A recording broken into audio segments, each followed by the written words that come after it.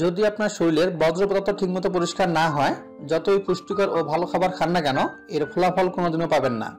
আর যখন আপনার শরীরের বর্জ্য পদার্থ পরিষ্কার হবে, তখন আপনার লিভার ঠিকমতো কাজ করবে, খাবার ঠিকমতো হজম হবে, শরীরে আগের চেয়ে বেশি শক্তি অনুভব করার পাশাপাশি ত্বকও সুন্দর হবে। তখন ওজন কমানো বা বাড়ানো সহজ হবে। অল্প মাত্রায় মুখের দাগ থাকলে তা পরিষ্কার হবে এবং কঠিন রোগ হওয়ার সম্ভাবনা কম থাকবে। তাহলে চলুন ভিডিওটা শুরু করা যাক। তার আগে আমাদের চ্যানেলটি সাবস্ক্রাইব করা না থাকলে এখনই সাবস্ক্রাইব করে পাশে থাকা বেল আইকনটি প্রেস করে রাখুন। চলুন তাহলে আমরা প্রথমেই জানি শরীরে বর্জ্য পদার্থ জমা হয় কিভাবে। আমরা প্রতিদিন যা খাই সে খাদ্যনালী দ্বারা বয়ে পেটে পৌঁছায়। পেটে থাকা হাইড্রোক্লোরিক অ্যাসিড খাবারকে ভাঙতে শুরু করে। তারপর ভেঙে যাওয়া খাবার তা মলের আকারে শরীরের বাইরে বের হয়ে যায়। এই প্রক্রিয়াকালীন সময়ে আমাদের ইন্টেস্টাইন সবচেয়ে বেশি নোংরা হয়। যদি আমরা ইন্টেস্টাইনকে জুম করে দেখি, এর মধ্যে আঙ্গুলের মতো ছোট ছোট ঝিল্লি থাকে। ঝিল্লিগুলি পাকস্থলীতে ফিল্টারের মতো কাজ করে। ঝিল্লিগুলির ভিতরে থাকে শিরা, যা আমাদের শরীরের প্রতিটি অংশের সাথে জড়িত থাকে। এই শিরাগুলির দ্বারাই খাবারে অবস্থিত পুষ্টি রক্তের দ্বারা সারা শরীরে পৌঁছে দেওয়ার কাজ করে এই ঝিল্লি। কিন্তু যখন আমরা জেনে বা না জেনে ভুল খাবার খেয়ে নেই, তখন এই খাবারকে পাকস্থলী ঠিকমতো ভাঙতে পারে না, যার ফলস্বরূপ এই খাবার আমাদের ইন্টেস্টাইনে জমা হতে শুরু করে। ধীরে ধীরে এই খাবারগুলি ঝিল্লির উপর জমা হতে হতে মোটা একটি লেয়ার তৈরি করে দেয়, যার ফলস্বরূপ যখন ঝিল্লি খাবারে অবস্থিত পুষ্টি রক্তে পৌঁছানো শুরু করে, তখন তার সাথে এই বজ্রগুলো আমাদের রক্তের সাথে মিশে যায়। তারপর রক্তের দ্বারা বয়ে গিয়ে এই বজ্রগুলি শরীরের বিভিন্ন জায়গায় জমা হতে শুরু করে। যখন এই বজ্র রক্তের দ্বারা আমাদের লিভারে পৌঁছায়, তখন ফ্যাটিক লিভার এবং জন্ডিসের মতো রোগ সৃষ্টি হয়। যখন এটি কিডনিতে জমা হয়, তখন কিডনি স্টোন এবং ফুসফুসে জমা হয়ে হাঁপানির মতো রোগের সৃষ্টি হয়। যখন রক্তের দ্বারা এই বজ্র হৃৎপিণ্ডে পৌঁছায়, তখন কোলেস্টেরল এবং শিরায় ব্লকের সৃষ্টি হয়।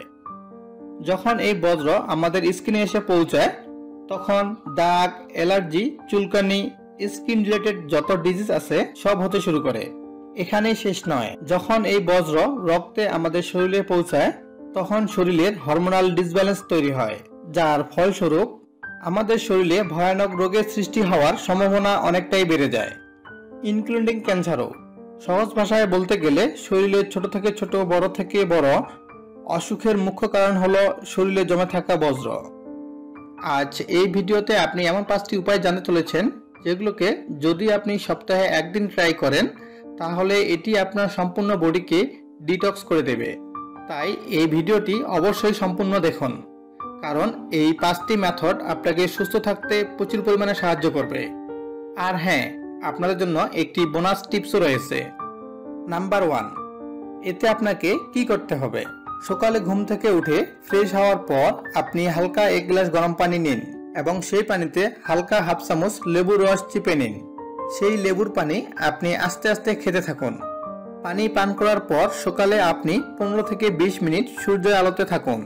এমনকি সূর্যের আলোতে থাকা ভিটামিন ডি, যা আমাদের শরীরে ফাংশনিংয়ের জন্য বিশেষ গুরুত্বপূর্ণ ভূমিকা পালন করে। তাছাড়া ভিটামিন ডি আমাদের শরীরের জীবাণুকে ধ্বংস করতে সাহায্য করে। এজন্যই লেবুর পানি পান করার পর সকালে সূর্যের আলোতে আপনি 15 থেকে 20 মিনিট অবশ্যই থাকুন। এটা আপনাকে প্রতিদিন করতে হবে না, সপ্তাহে একদিন করলেই যথেষ্ট। Number 2, oil pulling. 1 চা চামচ নারকেল তেল বা সরিষার তেল নিন। এই তেলকে মুখে নিয়ে 5 থেকে 7 মিনিট মুখের ভিতরে চারদিকে ঘোরাতে থাকুন। এটি করলে কি হবে? এই তেল আমাদের মুখের ভিতরে সকল প্রকার বজ্রকে পরিষ্কার করে দেয়। আমাদের জিভ, আমাদের kidney, heart, lungs, small intestine, স্প্লিন এবং বাকি সব অর্গানের সাথে কানেক্ট রয়েছে। এই তেল জিভ দ্বারা সকল অর্গানের বজ্র পরিষ্কার করে দেয়। 5 থেকে 7 মিনিট মুখে রাখা এই তেল কুলি করে ফেলে দিন এবং মুখকে কুলি করে ভালো করে ধুয়ে নিন। পুরো সপ্তাহে একদিন করলেই যথেষ্ট। নাম্বার 3, এই প্রসেসটিতে আপনার নিজের খাওয়া দাওয়ার সময় কিছু পরিবর্তন আনতে হবে।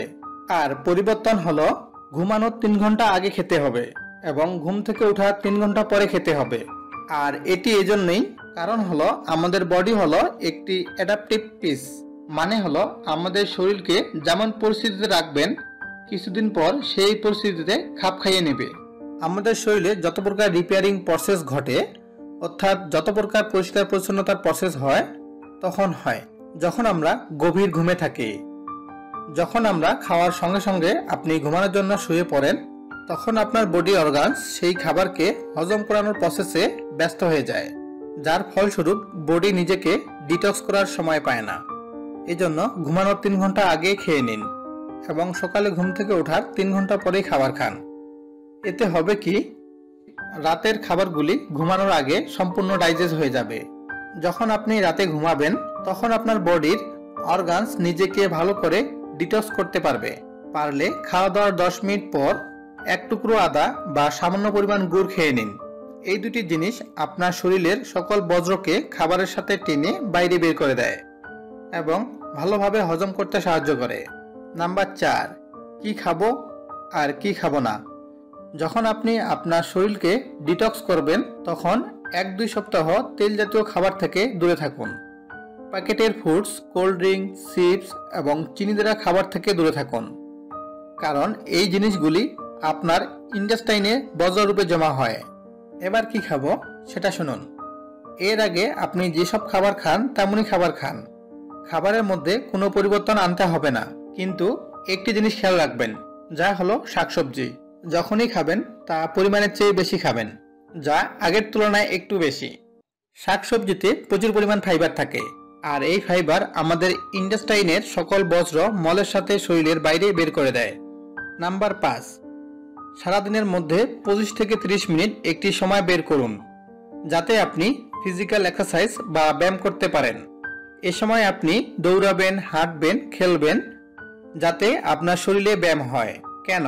কারণ যখন আপনি ফিজিক্যাল এক্সারসাইজ করেন তখন আপনার শরীর থেকে ঘাম বের হয়, আর এই ঘাম আপনার শরীরের বজ্র পদার্থ বের করে দেয়।